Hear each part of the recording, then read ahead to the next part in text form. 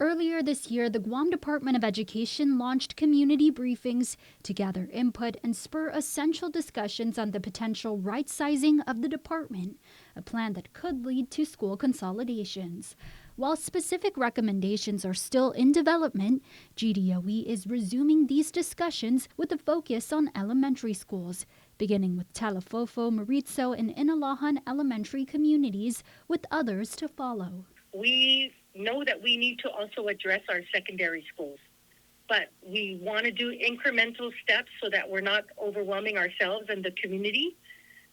So we're targeting elementary, and then based on recommendations from the task force, we'll do a timeline for our next round of community meetings, targeting middle schools and then high schools.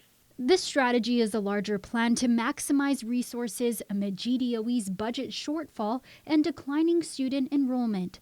Adamus emphasizes that community input is central to the plan, a process that began in March. When we go to the legislature and we say we need more money, it always comes up. Well, you're under-enrolled, you have under-enrollment, you're not going to get the $303 million that we asked for. And so how are you better utilizing your teachers and your staff and other resources in the schools at this point? So we have to do this. The feedback gathered from these sessions will help shape recommendations for which campuses may be consolidated. These recommendations are expected to reach the GDOE superintendent by the end of December.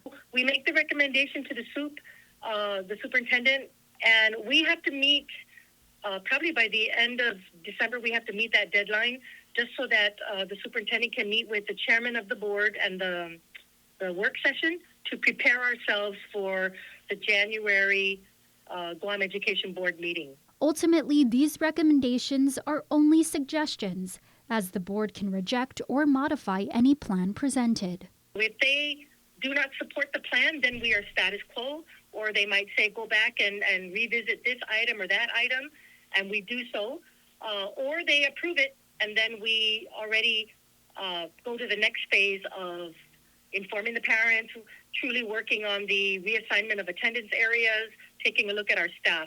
The community briefings will start in the Southern District on November 13th at Inalahan Middle School. For the full schedule to follow, visit KUAM.com.